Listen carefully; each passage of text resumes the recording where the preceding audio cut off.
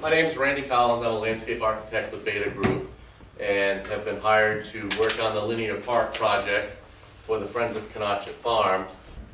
So the project limits generally are running along here.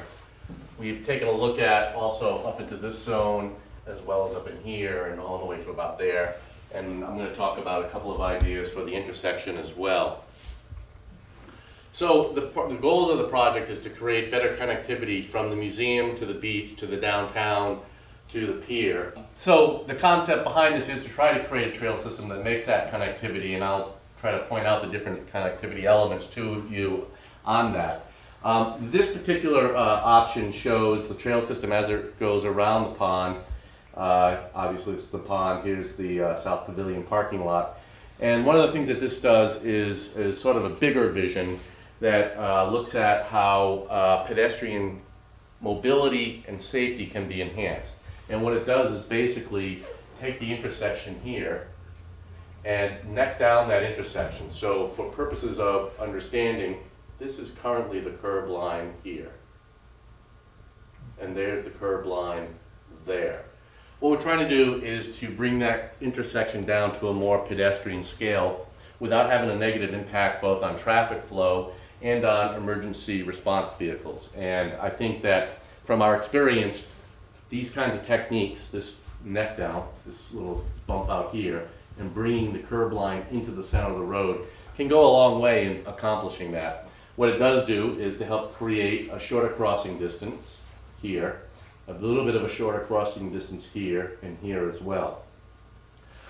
Other elements of the concept is, as you can see, really giving a good definition to the sidewalk along this side of Narragansett Avenue, bringing the trail into the park itself, creating connections to the crosswalks to the beach, creating connections around the pond, and I'll show you the rest of it off the screen to the right in just a second. But the other part of the concept is creating some meaningful spaces and trying to be able to come up with ways that the concepts behind the trails as well as the connectivity for pedestrians can be something that we can be able to sell to the Rhode Island DOT. So you're looking at these green things, and I'm sorry the differentiation in the color isn't really that strong, but these are sort of a more chartreusey green, more of a forest green color. The difference in those are that the forest green might be just subtle burning up of the soil to create potential for plantings or just to give some definitions to the way the trails circulate through these. And the chartreusey green are potential rain gardens that would take drainage off of the roadway. The red dots that you see are inlets that exist out there today.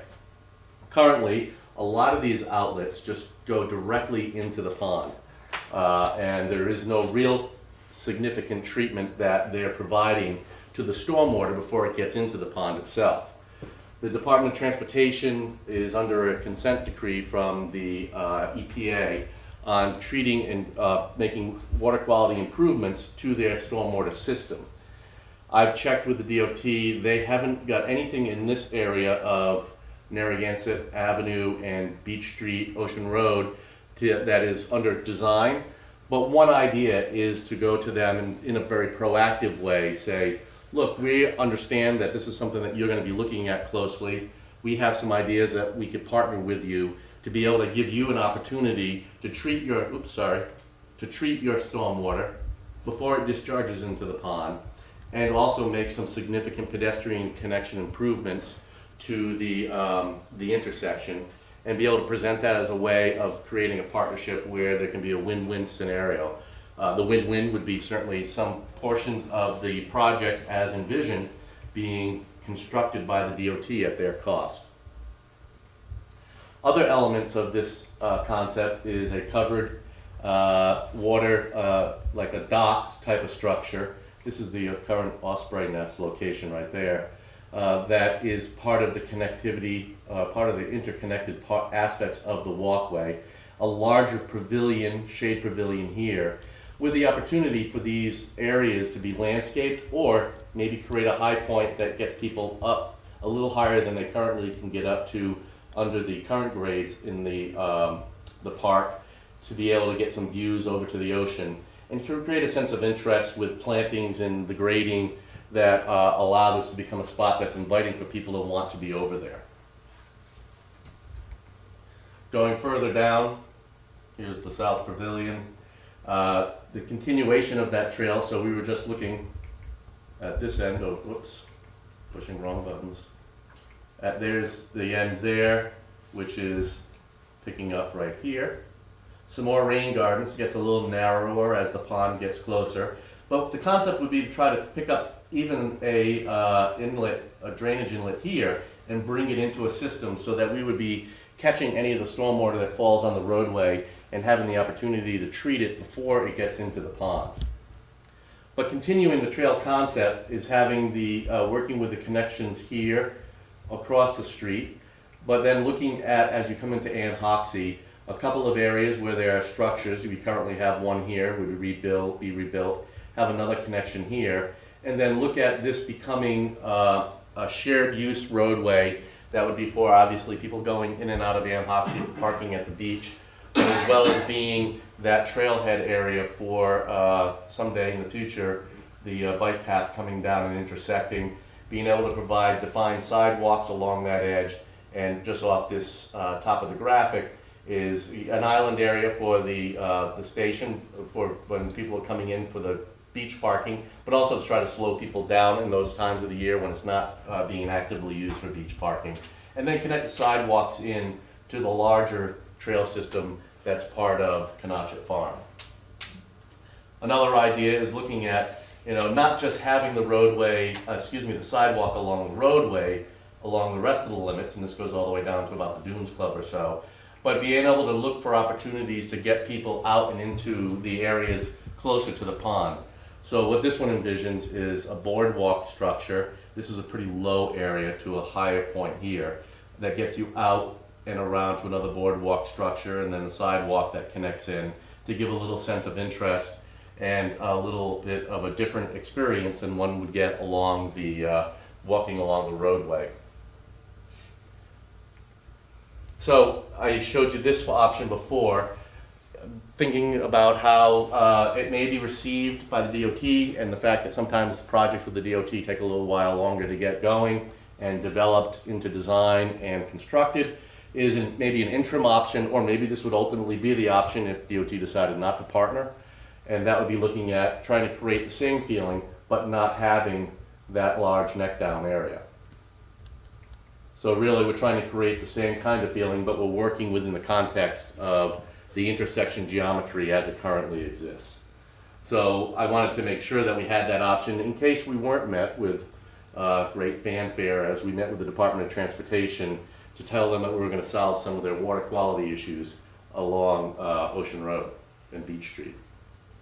The one thing that we did, we had a meeting with Mike DeLuca, the town planner, and the one thing that we also talked about, and I'll give you some of his comments and feedback as I'm going through this, is if this were to be a concept that the DOT embraced, maybe we would actually do that further down over here. The geometry of that intersection is really very wide, very similar to the intersection here as well.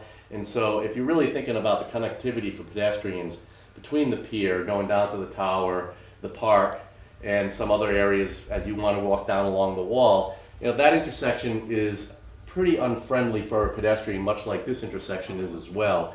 And so talk about maybe having that concept pulled all the way down to that intersection to try to create a much more friendly environment for pedestrians to feel safe going around the downtown area.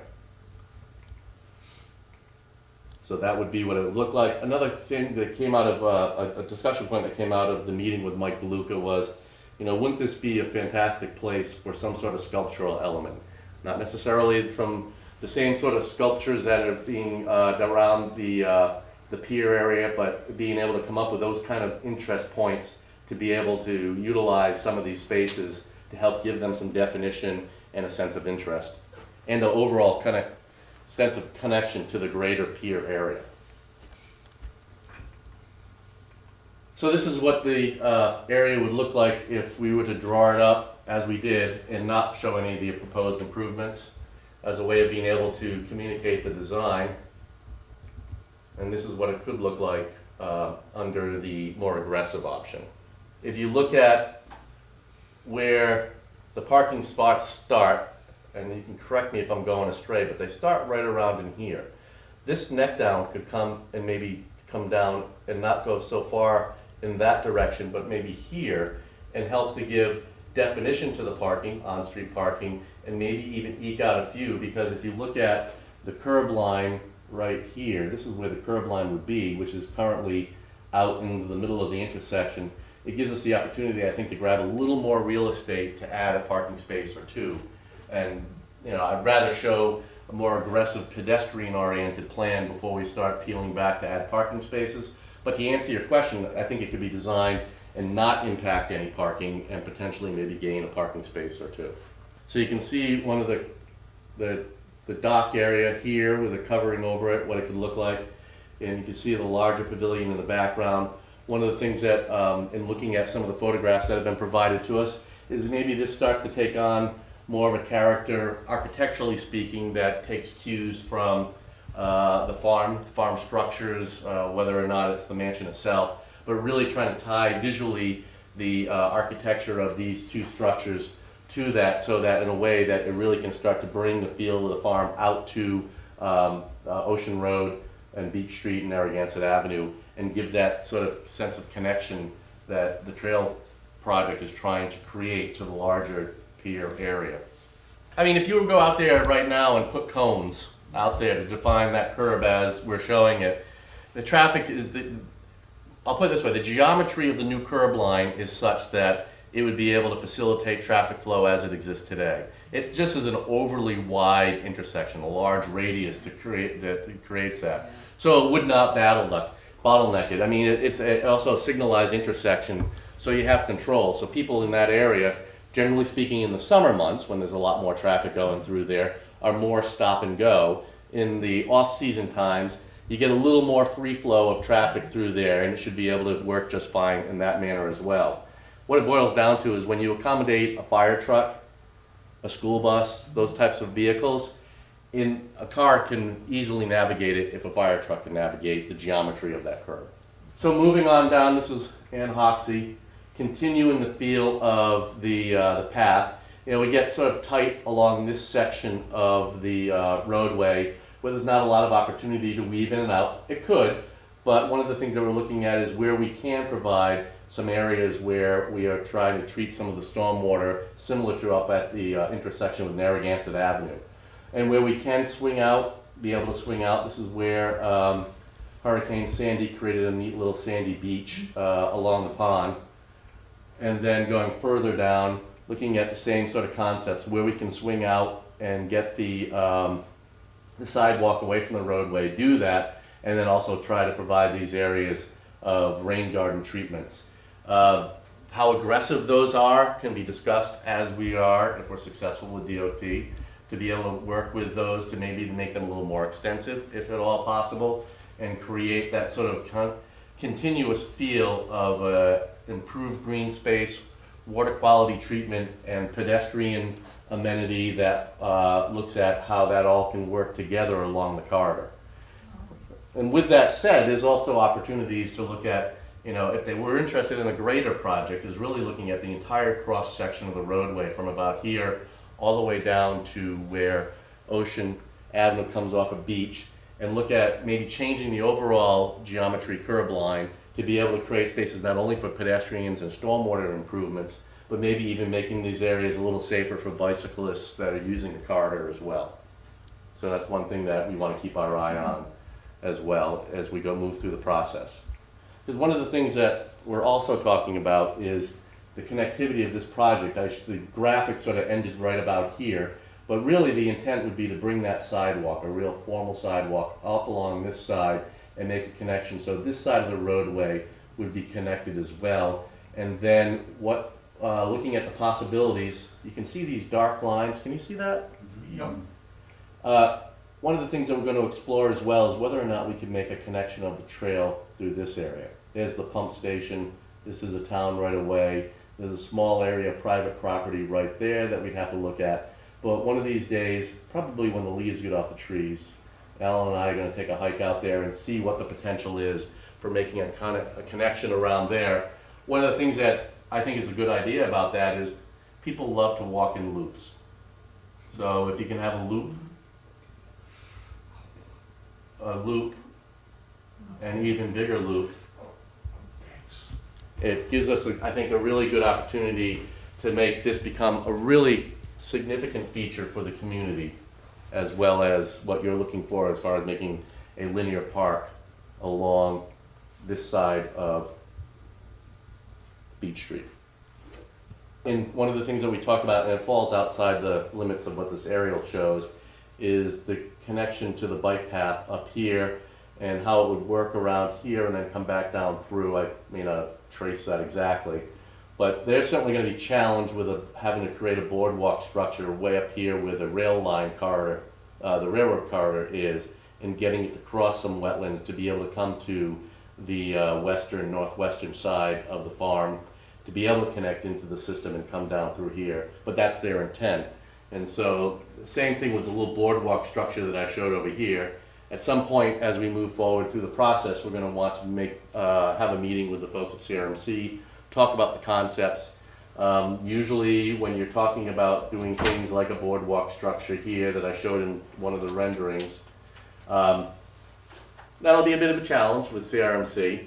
But I think the way we're looking at it in dealing with all the things that we're trying to accomplish, taking into account the permitting, taking into account the costs of construction, is how can we partner with CRMC, the folks at DOT, to be able to come up with a concept that accomplishes a lot of the goals that you're trying to accomplish, and maybe accomplishes some of the goals that those other agencies are looking to try to accomplish, so that you can partner together and be able to work and be able to come up with both the permitting ability and the funds available to be able to construct the project.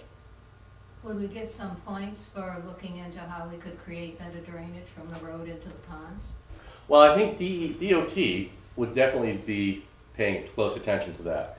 And if you looked at this just on the surface of it, without the concept of putting a trail system in and the flexibility to utilize this property, the DOT would be very challenged. There's not a lot of grade to be able to drain the roadway. It's relatively flat from one end of the project limit to the next. It's relatively flat to be able to think about water falling into a catch basin, going down into that basin, going out a pipe, and discharging into the pond. They currently now dig out areas along the ponds to clear the pipes because sedimentation takes place, and where they discharge gets filled in. And so I think being able to come up with an idea where we can say, well, let's move a drainage system through a swale where we're deepening this, raising this grade up, that might be something that I think that they would find very attractive as a way to solve some of those challenging issues of being able to improve water quality through this corridor. With the proximity to the pond, it really gives them a sense of urgency as well. Taking down trees would be something I think would be challenging from a CRMC standpoint. If you did it as part of vegetation management, which you have as an ongoing process now, you could do that. I think what they would be wanting to do is to try to find ways to reinforce that edge with vegetation. And so the idea of taking down any vegetation as it relates to trying to clear views, you could possibly do that through a view corridor approach. I think when you look at it in the broader context of what you're trying to accomplish by having structures like this here and over there, and then you would present them with the idea of opening up views by taking down additional vegetation or taking down new vegetation, I think you might find that to be somewhat challenging. I think they'd be very much receptive to the idea of the water quality improvements that could be result of the rain garden concept. So it's one of those things of trying to figure out what your priorities are, striking a balance, and getting them to become receptive and see the benefits that ultimately the project in its greater sense would be creating. So the concept would be such that if you had a drainage inlet here, it would discharge to a garden here that would be graded such that it might, through a series of swales, get into a discharge into the pond. So yes.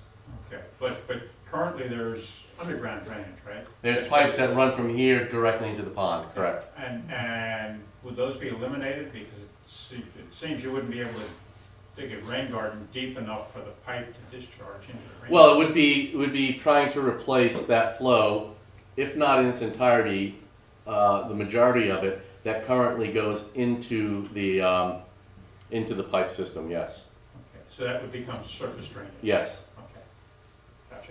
And it could do two things. I mean, it would not only just go through the system on a journey, if you will, and by virtue of that journey is creating water quality improvements, but we'd look at the rain gardens to be able to provide some sort of infiltration as well.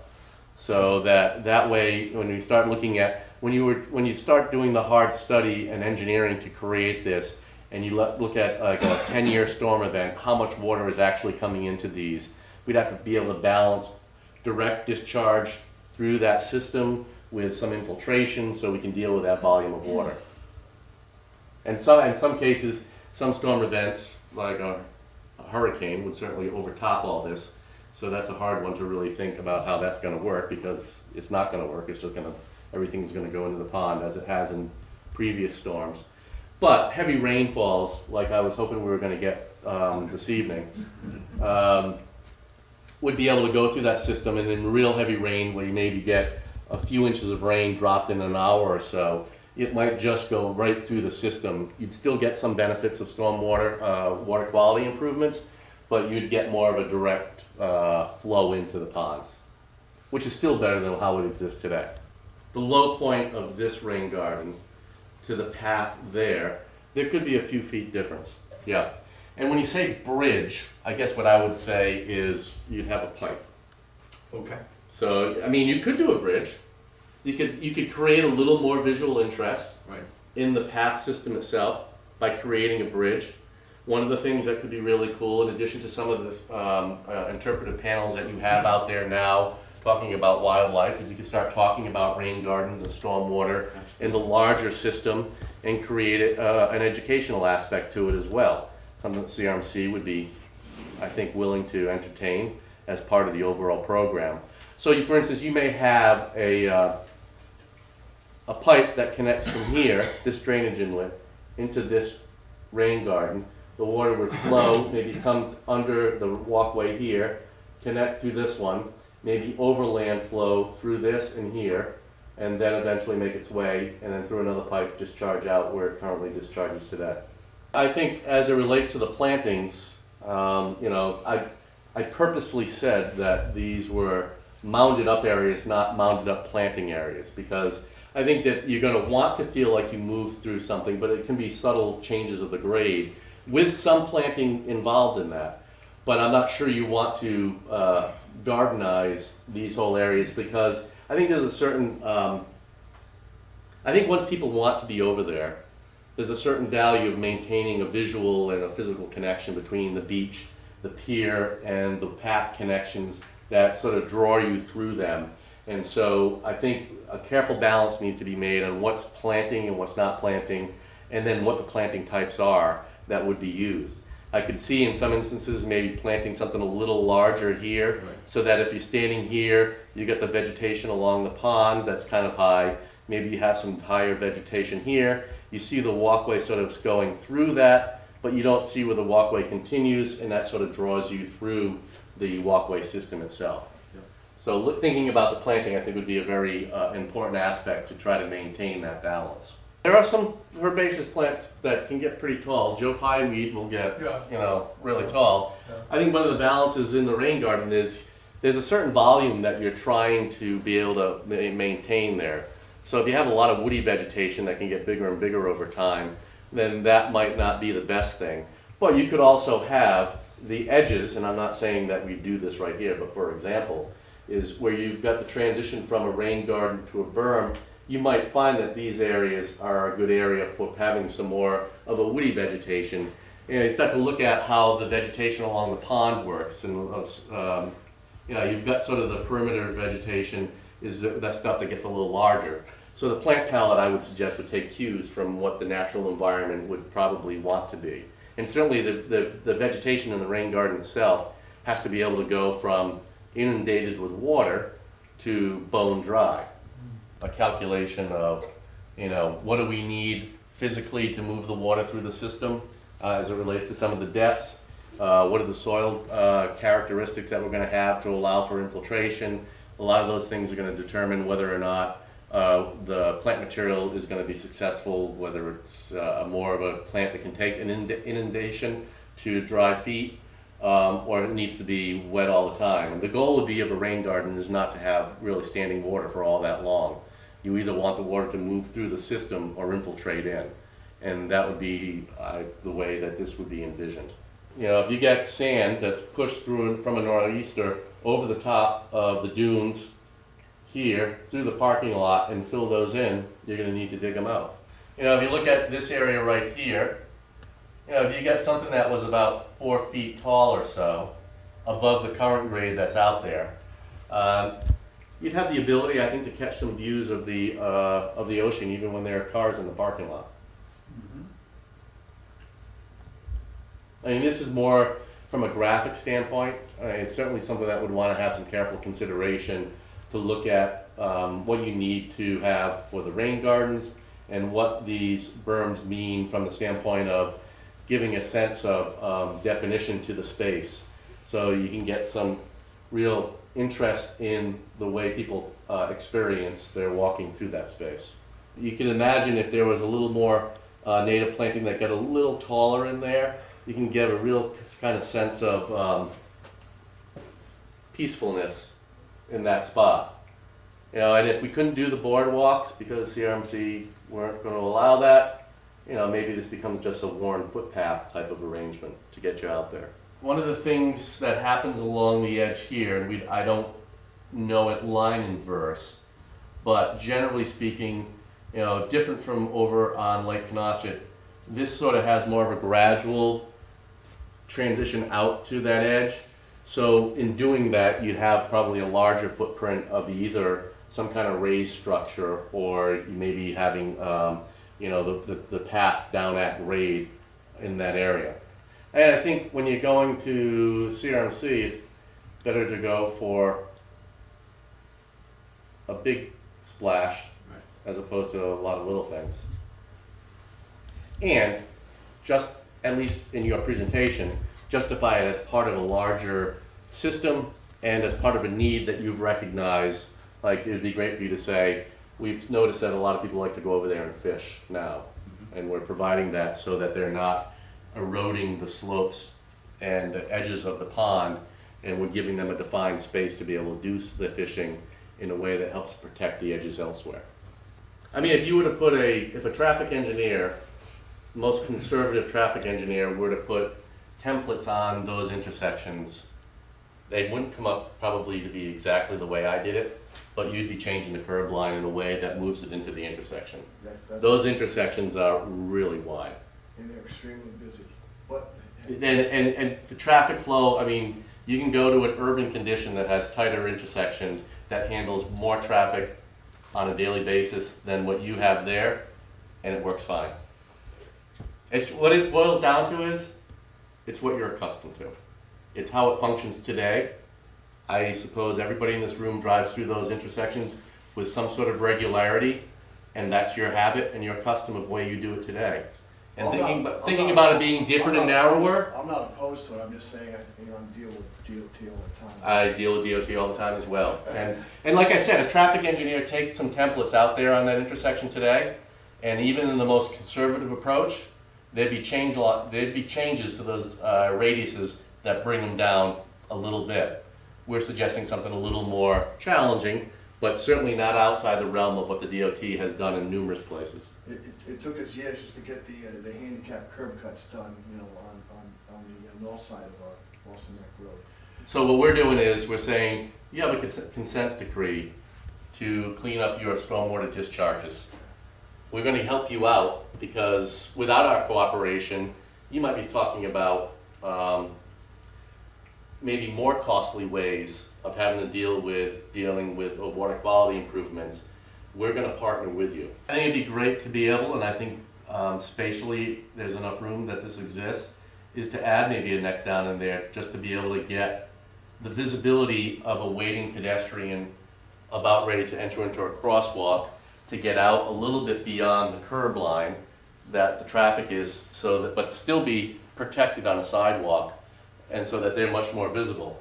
It's kind of hard to see, but I think you can, understand, there's a relatively gentle curve right through here. So when you're a car down there, it's really hard to see a pedestrian waiting to get across right there. And so if you had a little bit of a neck down here and a receiving one over on the other side there, doesn't impede traffic flow, but it really gives the pedestrians, and I think from the standpoint, at least how I've seen it operate, and Steve, you know this better than I do, it gives a place for you to get a little more area for people to wait until that break comes. And one of the things I forgot to point out is Mike was suggesting that maybe through here we might even, for people who are not doing this, maybe make that connection as well. That's a good idea. Well, I think we're going to be dealing with CRMC. I think this is going to be within their jurisdiction. But either way, we would be dealing with them as part of this. Yeah, most definitely. I think the first step is to have a pre-application meeting with them. Talk about the overall goals. I think some of our next steps are to talk about setting up a meeting with DOT and setting up a meeting with CRMC, and at least talking about the concepts and getting some initial feedback from them on what their thoughts are on that concept. Be able to take that information back, see if there's some changes to the plans that we might want to make as a result of that, and then move forward with something and say, look, we've heard what you had to say, maybe a follow-on meeting that's short of submitting an application to either one, and saying, this is what we would like to move forward on, what are your concerns, CRMC, DOT, what kind of interest do you have in partnering with us? Like I was saying, if the CRMC were to say, no, this is way too much, then you do a little footpath through there. And maybe just put some sort of improvements out there. Maybe it's just like a stone sand flattened area. What I'm thinking is, and obviously this is sort of really concept, is now the paths there would be some raise of the path too, I think very subtle. But I think what it would be is that these would just be gentle raises and more of an undulation of the grade that's out there. This could be raised up as high as in that area 4 feet. You have a greater distance where it might be still like a 10-to-1 slope even, and still be able to get it up 4 feet. And so it doesn't really feel like it's a berm. It just feels like you've given some definition to the ground plane. I think you'd want to avoid having a lot of steep slope berm that would be not mowable, or that would require planting, and then you start to look at having to force the issue of how planting gets laid into this, as opposed to let it feel more naturalistic. The plant selection, to me, regardless of where you're talking, along the roadway, along the edge, more in the middle, is something that you'd want to carefully think about as it relates to how it makes the site feel, and what kind of balance between creating these man-made structures of walkways, feeling this natural sense of connection to the pond, and be sensitive about that. I think I guess my gut feeling is about a nor'easter or a hurricane, is if we worry too much about that, I mean, if a hurricane's just going to blow through there, you're not going to be able to plan for that eventual storm that's going to just inundate that area. Sandy was a storm that never even made it all the way up the coast here, and this area was completely inundated. There are a number of invasives mixed into this edge, but certainly the plantings would take a cue on that. Do you put arrowwood viburnum that you see here right over there? I don't know if you do that. I think you'd start to look at how you can create pockets of plants, as I was saying earlier, that can help reinforce the feeling of this being, as you're walking through this curvilinear paths, making it feel like it's purposeful. It's not like it's responding to a natural environment to the greatest degree, as opposed to making it feel like you're going through a forced ornamental garden type of characteristic. Thank you. Thank you. What I'm going to be